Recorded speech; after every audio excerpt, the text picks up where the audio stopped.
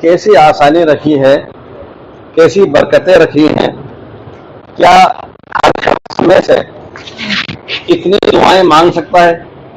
اگر مان لیجئے کہ خانہ کعبہ کے سامنے لیلۃ القدر میں وہ بیٹھا ہوا ہو، کیا وہاں پر وہ اس انداز سے اتنی آیتیں دعاؤں کو پڑھ لے گا، یا اتنی حدیثوں میں وارد منقولہ معصورہ دعائیں مانگ لے گا، یا حقیقت میں واقعی اپنے لیے یا امت مسلمہ کی ضرورتوں کو پیش نظر وہ اس قدر دعائیں مانگ لے گا؟ ممکن نہیں ہے.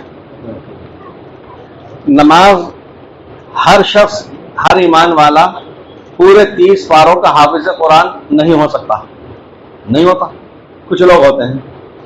ہر شخص مسنونہ قرات کے مطابق نماز پڑھ لیا کرے، ایسا ہوا نہیں کرتا. ہونا تو چاہیے، ہوا نہیں کرتا. لیکن دین اسلام میں کتنا اللہ تعالی شانہ نے آسانی کا، سہولت کا معاملہ فرمایا ہے کہ حافظ قرآن تراویح میں پورا قرآن پاک پڑھ کر سنا دیتا ہے، اور جس طرح اس کا قرآن اللہ کے ہاں ہو رہا ہے، سننے والوں کا بھی ہو رہا ہے، جبکہ یاد ایک آیت نہیں ان میں سے، لیکن پورا قرآن ان کا بھی ختم ہو رہا ہے. اسی طریقے سے دعا کرانے والا اپنے جس دلی جذبات کے ساتھ، تاثرات کے ساتھ، غور و فکر کے ساتھ، اور بعض دفعہ ایسا ہوتا ہے جتنا تیز اور بھاری بھرکم پتھر آ کر کے لگتا ہے اتنی تیز چیخ نکل جاتی ہے. تو ایسا نہیں ہے کہ یہ دعائیں ہر شخص اتنی کر لے گا. جس کے دل پر چوٹ لگی ہوتی ہے وہی اتنی لمبی دعائیں کر پاتا ہے. لیکن میں عرض کر رہا تھا کہ اللہ تعالی شانہ کی کرم فرمائی دیکھیے کس قدر اس امت محمدیہ پر اللہ کے احسانات ہیں کہ دعا مانگنے والا تو دعا مانگ رہا ہے، جتنے حاضرین سامعین ہیں جو صرف آمین کہہ رہے ہیں وہ اتنے ہی شریک ہیں جتنا کہ مانگنے والا الفاظ ادا کر رہا ہے سب. آمین کہنے والا دعا کرنے والے کے مانند ہوتا ہے. دعا پر آمین کہنے اور اس کے فوائد کا ثبوت خود قرآن مجید میں موجود ہے. حضرت مفتی صاحب فرماتے ہیں کہ حضرت موسیٰ علیہ السلام نے حضرت ہارون علیہ السلام کو بھی آمین کہلوا کر اپنی دعا میں شریک فرما لیا، جس کا منظر قرآن مجید نے اس طرح کھینچا ہے: قد اجیبت دعوتکما، یعنی تم دونوں کی دعا قبول کر لی گئی.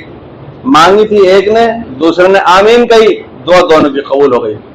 تو اس کا مطلب یہ ہوا کہ ہم یہ تصور اور یہ دھیان اپنا بنائیں سب کے سب، یہ نہ سمجھیں کہ فلاں شخص دعا کرا رہے ہیں اور وہ تو اتنی اچھی دعا کر لیتے ہیں، ہم تو کر ہی نہیں پاتے، وہ تو اللہ تعالیٰ سب کچھ منوا لیتے ہوں گے، ہم کیسے منوائیں گے. ان باتوں سے لگ رہا ہے کہ اللہ رب العزت آمین کہنے والوں کو وہ تمام چیزیں عنایت فرمایا کرتا ہے جو خاص دعا بولنے اور مانگنے والوں کو عطا فرماتا ہے.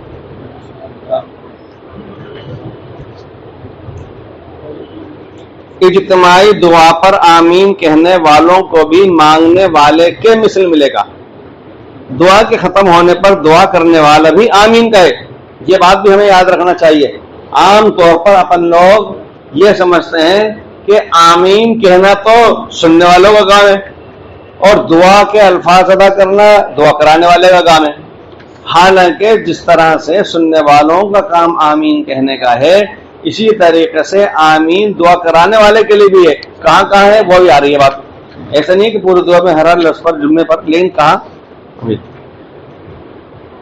حضرت حبیب بن مسلمہ فہری نے فرمایا کہ میں نے حضور علیہ السلام سے سنا ہے کہ آپ نے ارشاد فرمایا کہ جب چند آدمی جمع ہو جائیں اور ان میں سے ایک دعا کرے اور باقی سب لوگ آمین کہیں تو اللہ تعالیٰ ان سب لوگوں کی دعا قبول فرما لیتے ہیں. ایک بزرگ نے فرمایا کہ جس نے کسی کی دعا پر آمین کہی تو گویا وہ دعا خود اس نے کی ہے. مطلب یہ ہے کہ اگر ایک آدمی دعائیں کرتا رہے اور سامعین اس پر آمین کہتے رہیں تو یہ بھی جائز ہے، اور آمین کہنے والوں کا آمین کہنا یہ بھی دعا میں شریک ہونے کے مانند ہے. آمین کا مطلب کیا ہوتا ہے؟ علامہ جوہری فرماتے ہیں کہ آمین کے معنی ہے اسی طرح ہو. آمین کا مطلب ہے اسی طرح ہو. محدث ترمذی فرماتے ہیں کہ آمین کے معنی ہے اے اللہ ہماری امیدوں کو نہ توڑ. ہم لوگ جب دعا پر آمین کہیں تو اس کا یہ ترجمہ اور مطلب اپنے ذہن میں رہنا چاہیے کہ آمین اس کا مطلب یہ ہے کہ اے اللہ ہماری امیدوں کو نہ توڑ. بعض حضرات نے کہا ہے کہ آمین کے معنی یہ ہے کہ اے اللہ ہماری امیدوں کو پوری فرما اور ہمیں محروم نہ فرما. ایک قول یہ بھی ہے کہ یا اللہ ہم کو یہی چاہیے جو طلب کیا گیا ہے، جو مانگا گیا ہے. اور اکثر حضرات نے آمین کے متعلق فرمایا ہے کہ یہ استجب کے معنی میں ہے، یعنی اے اللہ تو ہمارے دعا کو قبول فرما.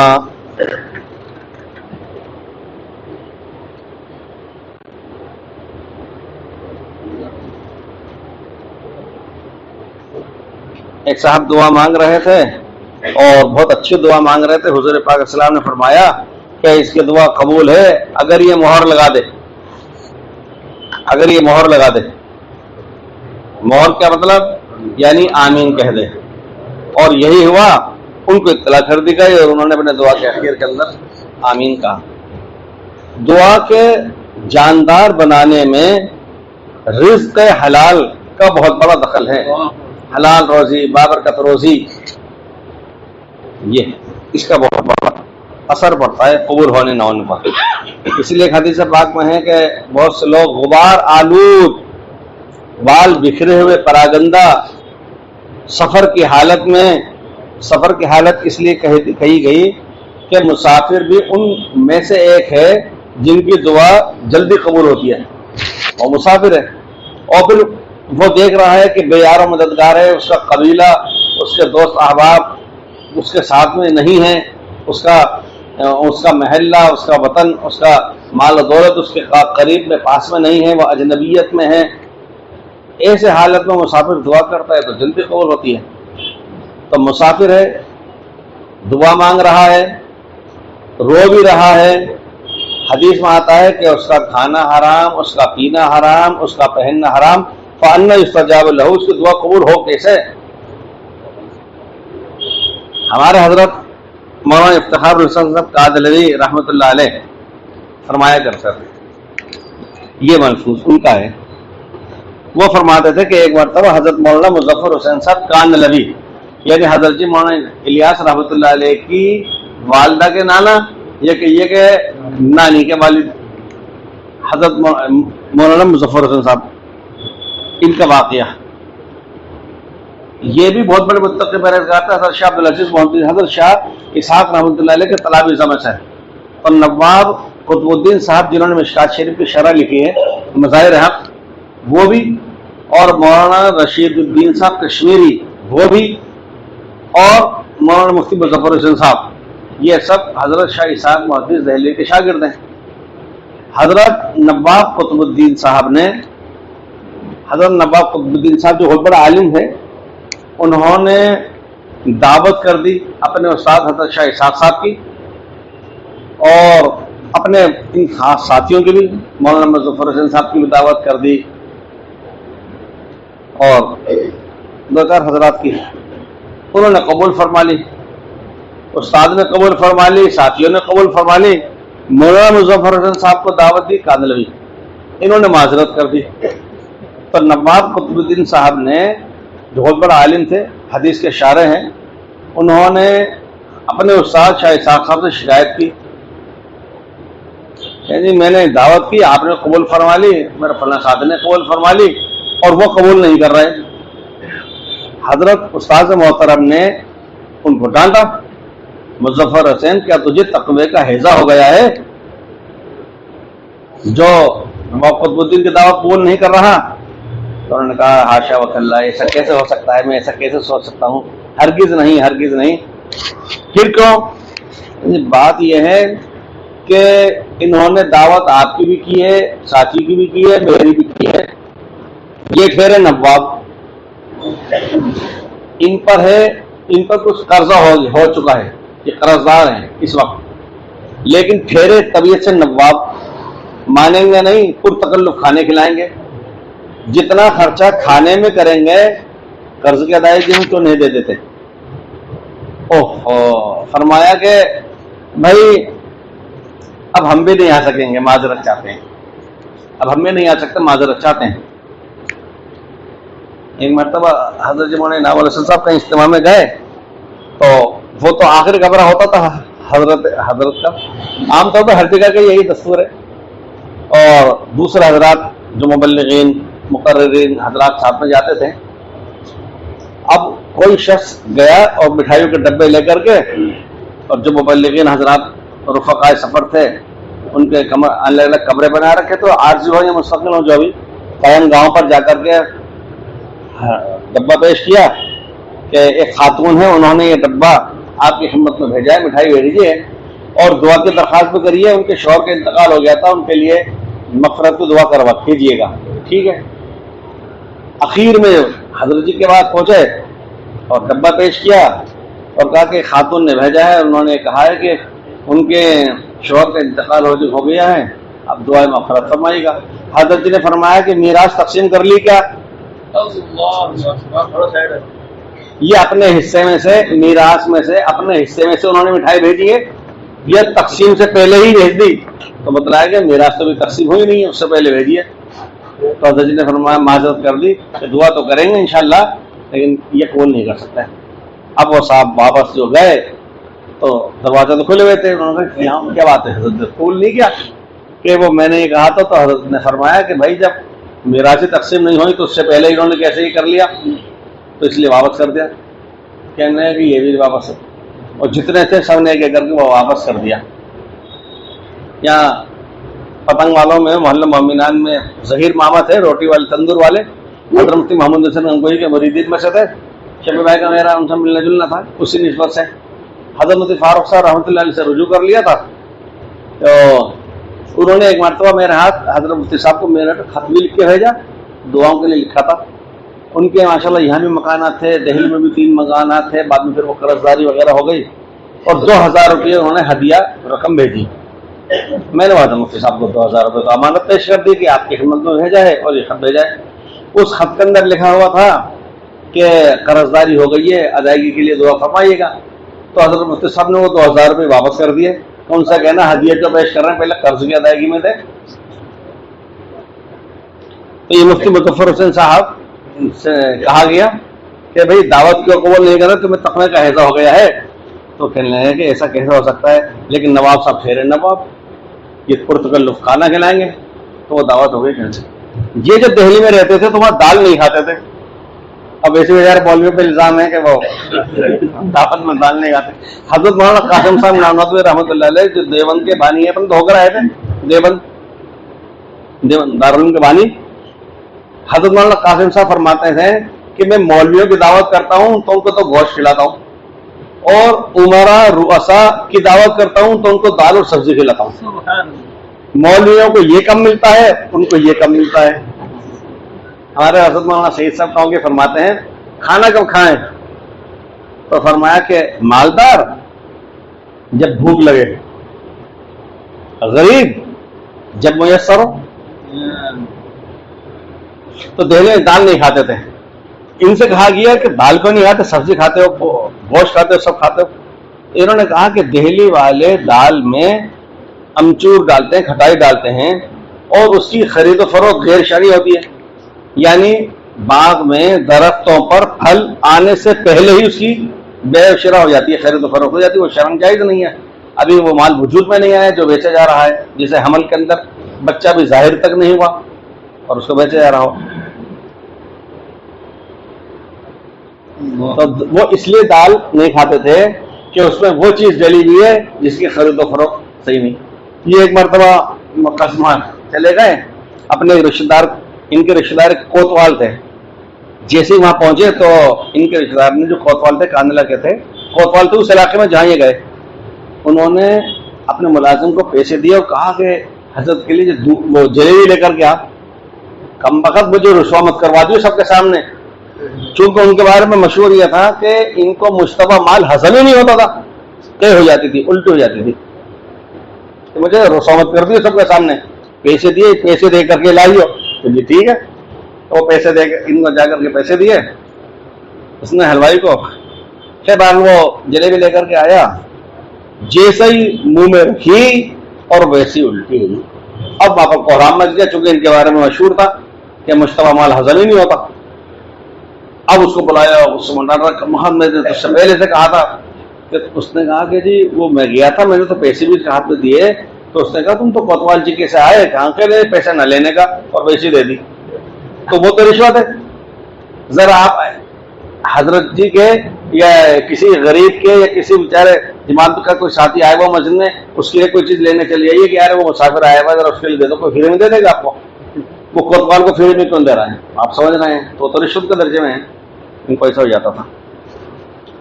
تو یہ حضرت مولانا مظفر حسین صاحب کاندھلوی سفر میں تھے, مغرب کا وقت ہو گیا, قریب ہی کسی گاؤں میں گئے, اور یہ کاندھلہ سے نزدیک ہی ہے, کاندھلہ سے 33 کلومیٹر پہ پانی پت ہے, 15 کلومیٹر پہ کیرانہ ہے, اور کیرانہ کے آس پاس وہیں ندی کے کنارے جمنا کے آس پاس میں وہیں پہ ہی گاؤں جہاں کا واقعہ ہے.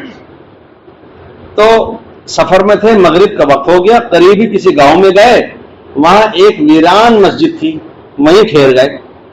یہ موضوع سنولی ضلع پانی پت ہریانہ کے اندر والی مسجد ہے. سنولی پانو پت شہر میں سے سنولی روڈ سے گزر جاتے ہیں کاندھلہ کے لیے, وہیں ٹھہر گئے. نماز کے بعد ایک خستہ حال آدمی آیا اور جلدی سے اپنی نماز پوری کی. اس نے دیکھا کہ کوئی مسافر ہے, اپنے گھر گیا اور 3 روٹی بغیر سالن کی لا کر کے رکھ دی. مولانا نے وہ 3 روٹیاں کھا لی. رات کو اسی مسجد میں قیام فرمایا. خواب میں سرکار دو عالم صلی اللہ علیہ وسلم کی زیارت سے مشرف ہوئے. یہ مولانا مظفر حسین کاندھلوی. ان کی نواسن تھیں جو یہ کہتی تھی کہ مجھے اجلاس 13 سے صحابہ کی خوشبو آ رہی ہے, اور عجیب و غریب انوار و برکات ظاہر ہوئے اس رات. وہ روٹی کھا کر کے 3. مولانا نے اگلے دن بھی وہی قیام کا ارادہ فرما لیا. پورے دن کوئی ایک شخص بھی مسجد میں نہ آیا, کیونکہ ویران تو مسجد تھی. شام کو پھر وہی آدمی آیا, نماز سے فارغ ہو کر گھر گیا اور 2 روٹی کل کی طرح بغیر سالن کی لے کر آیا, مولانا کو دیا. رات میں پھر سرکار دو عالم صلی اللہ علیہ وسلم کی زیارت سے مشرف ہوئے. اگلے دن پھر ٹھہرنے کی نیت کر لی. بعد نماز مغرب وہی شخص پھر آیا اور مولانا کو دیکھ کر اپنے گھر سے 1 روٹی لے کر کے آیا, اور وہ بھی بغیر سالن کی پہلے کی طرح سے لا کر کے خدمت میں پیش کر دی. مولانا کو دیتے ہوئے کہا کہ مسافر اب چلے جاؤ, کل کو یہاں نہ ٹھہرنا. مسافر اب چلے جاؤ, کل کو یہاں نہ ٹھہرنا. مولانا نے فرمایا کہ بھائی میرے یہاں قیام کرنے کی وجہ یہ ہے کہ میں تمہارے کھانے میں عجیب قسم کی حلاوت اور لذت محسوس کرتا ہوں. یہ تو جب ہے جب کہ سالن نہیں ہے کچھ ساتھ میں, اور عجیب و غریب انوارات کا مشاہدہ کرتا ہوں. کیا وجہ ہے؟ پوری بات تو بتلاؤ, اس میں راز کیا ہے؟ میں نے پہلے دن 3 روٹی کھائی تو 3 مرتبہ زیارت نبی علیہ السلام سے مشرف ہوا. دوسری رات 2 روٹیاں کھائیں تو اس رات 2 مرتبہ میں رسالت مآب علیہ السلام کی زیارت بسعادت سے مشرف ہوا. اس اجنبی شخص نے کہا کہ میں انتہائی غریب آدمی ہوں, پورے دن محنت مزدوری کرتا ہوں, چند پیسے مجھے ملتے ہیں, اسی کا میں آٹا لے آتا ہوں, اور اس میں صرف 3 روٹیاں تیار ہوتی ہیں. یہ حقیقت واقعہ ہے, آپ جوڑ کے دیکھ لیجئے گا, حساب کتاب کر کے دیکھ لینا. پہلے زمانے میں مزدوریاں کم ملتی تھیں مزدور کو, آج کے دور میں زیادہ ملتی ہیں. آج تو یہ بھی طے ہے سرکاری طور پر کہ اگر آپ صبح شام تک کسی کو مزدوری پہ رکھنا ہے تو کم سے کم کتنا روپیہ دینا ہے آپ کو, اب یہ طے ہے. اور اس زمانے کے اندر یہی ہوتا تھا, 1 آدمی کی خوراک, 2 آدمی کی خوراک, 2.5 آدمی کی خوراک, مجبوری سے پورا فائدہ اٹھانا. اب یہ کہتے ہیں کہ اسی کا میں آٹا لے کر آتا ہوں اور اس میں صرف 3 روٹیاں تیار ہوتی ہیں, ایک میری بیوی کی اور ایک تیسری وہ میرے بچے کی. پہلے دن تو ہم تینوں نے فاقہ کیا, میاں نے بھی, بیوی نے بھی, بچے نے بھی, اور 3 روٹیاں میں نے لا کر تمہیں دے دی. دوسرے دن بچے کی حالت مجھ سے نہ دیکھی گئی, وہ بھوک کی وجہ سے تڑپ رہا تھا, تو میں دوسرے دن 1 روٹی اس بچے کو دے آیا. اور 2 روٹی میں نے آپ کو دے دی. دوسرے دن بھوک کی وجہ سے بیوی بے چین تھی، اس کے حصے کی روٹی میں نے اسے دے دی. اب میرے حصے کی صرف 1 روٹی بچی تھی، وہی میں آپ کے پاس لے آیا ہوں. اب میرے اندر بھی اتنی طاقت نہیں کہ کل کو بھی فاقے سے رہوں، چونکہ میں مزدور آدمی ہوں، اس لیے مجبوراً یہاں سے جانے کے لیے مجھے کہنا پڑا. حضرت مولانا مظفر حسین صاحب نے فرمایا کہ بالکل سچ ہے، اسی حلال روزی کی برکت ہے کہ یہ انوار و برکات اس کھانے سے ظاہر ہوئے. اندازہ لگا کہ جو ایسی حلال اور پاکیزہ روزی روزانہ استعمال کرتا ہو اس کی کیا حالت ہوگی. اگر اللہ اور اس کے رسول علیہ السلام کی کامل محبت ہو تو یہ بات پیدا ہو جائے گی. میں نے دوسرے رات میں ایک بات عرض کی تھی کہ بہت سی باتیں لوگوں میں غلط مشہور ہیں، اسی طریقے سے بعض باتیں ایسی ہیں جس کا ترجمہ اور مفہوم ہم پڑھے لکھے لوگ بھی غلط کر بیٹھتے ہیں. ہمیں پتہ نہیں کہ اس کا مطلب ہم کچھ اور سمجھتے ہیں، ہوتا کچھ اور ہے. اس میں سے مثالیں تو بہت ساری ہیں، بس ایک مثال عرض کر دیتا ہوں. اس میں سے ایک مثال یہ ہے کہ حضرت مولانا قاسم نانوتوی علیہ رحمہ فرماتے ہیں کہ اللہ واسطے کے کھانے میں نور ہوتا ہے، اللہ واسطے کے کھانے سے نور پیدا ہوتا ہے. اس کا مطلب جہالہ بھی یہ سمجھیں، عوام الناس بھی سمجھیں، اور ہم جیسے کم پڑھے لکھے مولوی لوگ بھی یہ مطلب سمجھے کہ زکوٰۃ، صدقات، فدیے، کفارے اور جنایات حج عمرے کی اور اس کے کھانے سے نور پیدا ہوتا ہے. ہرگز نہیں. یہ کس نے کہا؟ یہ مطلب ہم نے غلط نکالا ہے نہیں، الفاظ وہی ہیں. اس کا مطلب یہ ہے اللہ واسطے کے کھانے سے نور پیدا ہوتا ہے، یعنی وہ چیز جو صرف اللہ جل وعلا کی نسبت رکھتی ہو، اللہ کی نسبت سے پیش کی گئی ہو، اس کے کھانے سے نور پیدا ہوتا ہے. اب اس کی مثال دیکھیے. ہم نے دیکھا کہ سب گرمی کا موسم ہے، حجاج کرام گزر رہے ہیں تو ٹھنڈے پانی کا نظم کر دیا.